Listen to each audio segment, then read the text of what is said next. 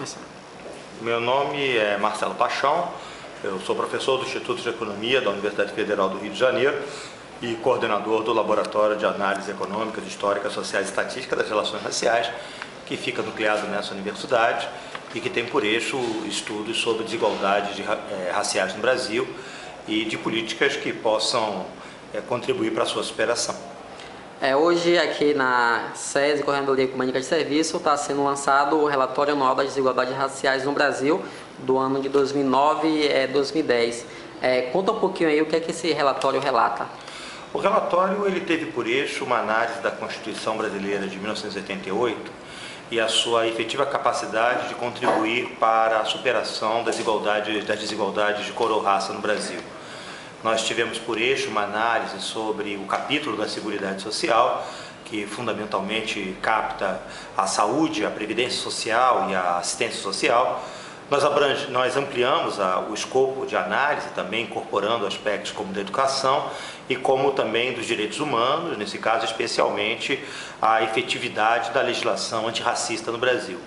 O objetivo desse trabalho era produzir um diálogo entre, de um lado, os marcos legais, constitucionais, que o Brasil obteve a partir de 88, que sobre vários aspectos é efetivamente um avanço, e procurarmos, por outro lado, analisar esses avanços ou não avanços ou limites à luz dos indicadores sociais que tínhamos disponível, principalmente os dados do IBGE, mas também os dados do Ministério da Saúde, do Ministério da Educação. O relatório, nesse sentido, ele é muito amplo, ele abrange várias fontes de dados e ele é muito rico do ponto de vista da quantidade de informações que ele traz, procurando sempre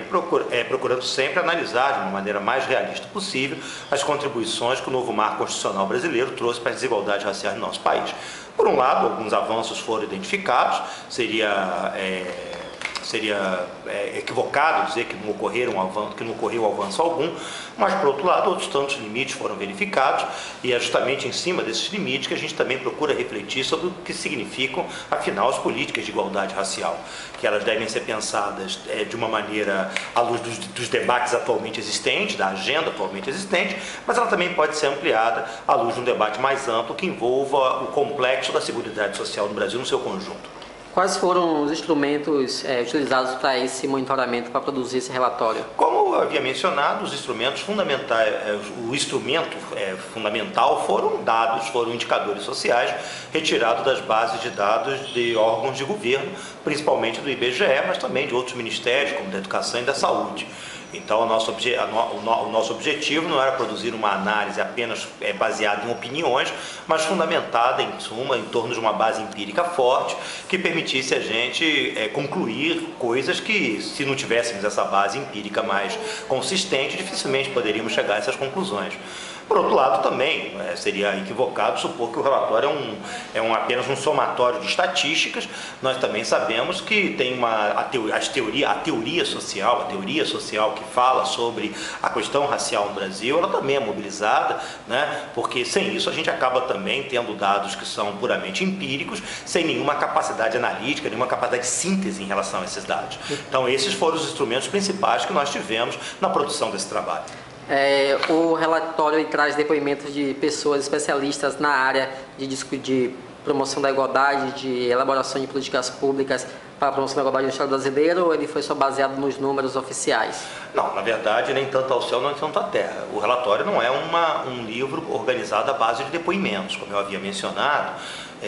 Evitamos a todo custo uma dimensão opinativa dentro do relatório. A gente precisava ter uma base empírica forte e todo o processo de análise das informações teriam de vir acompanhadas de um olhar que fosse gabaritado a interpretar bem essas informações. Agora, por outro lado, o relatório ele não se limita a fazer descrições de estatísticas, porque em diversos capítulos, em diversos momentos, chamamos especialistas para contribuir na sua elaboração, na área da saúde, na área da segurança alimentar, na área da demografia, na área do direito, vários pesquisadores, né, nossa própria equipe, né, enfim, na área do direito também, uma pessoa membro da nossa equipe, todas essas pessoas puderam trazer um aporte multidisciplinar para poder analisar esses dados e a partir dali trazer não suas opiniões, mas suas análises que eram cientificamente fortes e bem fundamentadas, porque esse era o objetivo principal. Acho que a principal contribuição que a universidade pública pode trazer para qualquer debate social existente no Brasil diz respeito justamente à possibilidade de produzirmos estudos engajados em relação à causa do nosso povo, mas não por isso menos consistentes do ponto de vista acadêmico e científico. Você acredita que essas fontes, onde foram apurados esses dados, essas fontes oficiais, são 100% seguras? Eu acho que estatística nada é 100% seguro, né? Nós sabemos que as bases de dados, como qualquer método científico fundamentado na fundamentação empírica, ela é passível de revalidações, passível de análises mais rigorosas, mais consistentes, é passível de muitas